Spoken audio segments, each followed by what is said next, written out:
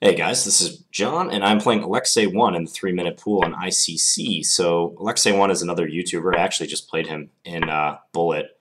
So he'll probably be posting this game to his channel. He seems pretty good at fast time controls.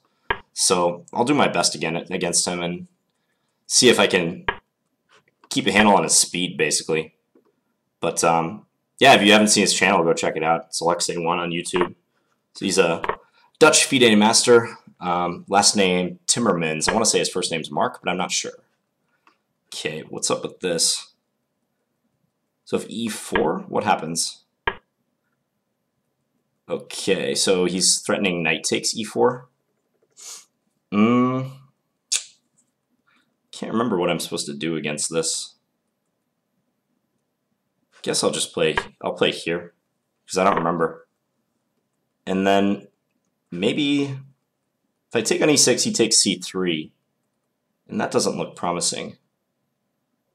So maybe bishop c4 is best. Yeah, let's do bishop c4, because I'm not really sure of the consequences of leaving my bishop like undefended on that square for too long. So I don't want to risk it. I'll just try to complete my development, basically. Stay solid. Let's have this knight protect the other knight, just in case he goes queen b4, because I think he might do that.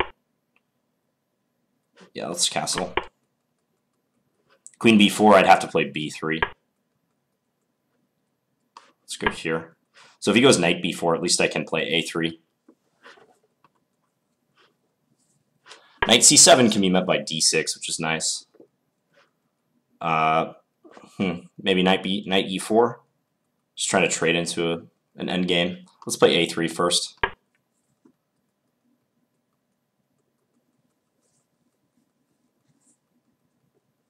Might go knight c7, just to try to force me to a decision with the d5 pawn.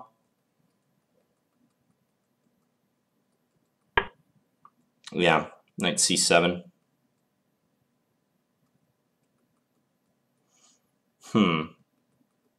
So if I take, he'll take with the d pawn, surely. Let's go d6. Just seems maybe like this pawn could be an annoyance to him. So I think I like that approach. Let's go here. Idea knight h5.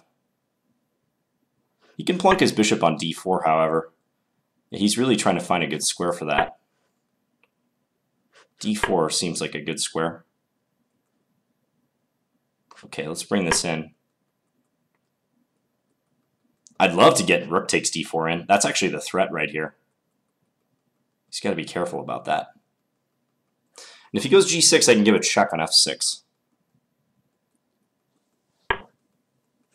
Yeah, he's just dropping this. Yeah, rook takes d4 was coming. Okay, let's have a look at it. Short game. I play this e3 variation that I really like against the Benko Gambit. In fact, I think on my channel, this is practically the only line I played against the Benko Gambit. Whereas other openings, I deviate somewhat. But I'm a reformed Benko Gambit player myself, and I just know when I played this opening, this was one of the lines that always gave me fits. So that's why I play it from the white side. It's a good strategy. Use the lines that give you problems from the other side of the board. Use them to good effect when you face them. So take, bishop takes, e6. e6 I'm not familiar with. This move, I'm sure it's completely playable. And it makes sense because he's trying to undermine my d5 pawn, and he can get in bishop takes g2 if I take on e6. But, yeah, I'm not sure. I mean, e4 seems like the right response. Otherwise, I have to give up the pawn practically. I can play bishop c4 right away, can't I? Let's just turn on the engine and see. But bishop c4 right away is possible. Yeah, and I mean, he has to try to get compensation for the pawn. Probably he would do the same queen a5 move, because that introduces pinning ideas on my knight, so it's useful. But I played e4. Let's see if I followed, actually, the engine recommendation. Apparently not. Queen e2 is a decent move, huh? Just simply defending e4 a second time with the queen. Gives me a solid advantage. Yeah, I can see that. What if he goes bishop e7? Just bishop d2. Okay. And he'll have to lose time probably at some point. So I played bishop d2. He took. Yeah, this is a common tactical idea in the Benko.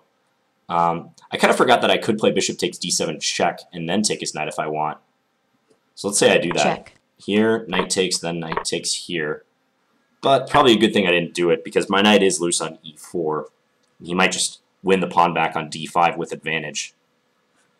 It seems to be what the engine is saying. So I played bishop c4. I was worried about this queen b4 move.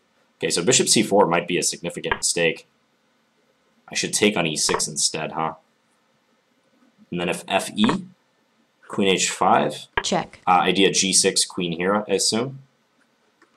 g6, queen e5. With a very messy position. I feel like a position like this would probably fit his style better than mine. Just throwing that out there. He doesn't seem to shy away from complications from the games that I've seen of his. I was worried about queen b4. Yeah, because my bishop's always loose, and like if he plays it here, the point is I can't play b3 to support the bishop because c3 hangs.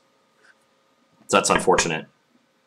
So if queen b4, I'd have to do something like, I don't know, queen b3 maybe? Knight takes, queen here also is looking shaky for me. Fortunately, he took on d2 and then just went back to solid development. I was still worried about the queen b4 move. Yeah, suggested even here. I thought he might do it like in maybe this position. Queen b4 right now, b3, and then try to develop in a way that attacks this knight. Like even g6 is interesting, just to try to go bishop g7. But I guess I always have knight ge2 to prop up the knight and rook c1 if needed. So I might not be doing that bad. My pawn on d5 is useful in just keeping his knight out of the game. So you saw he had to go through some maneuvers with his knight to make it a relevant piece.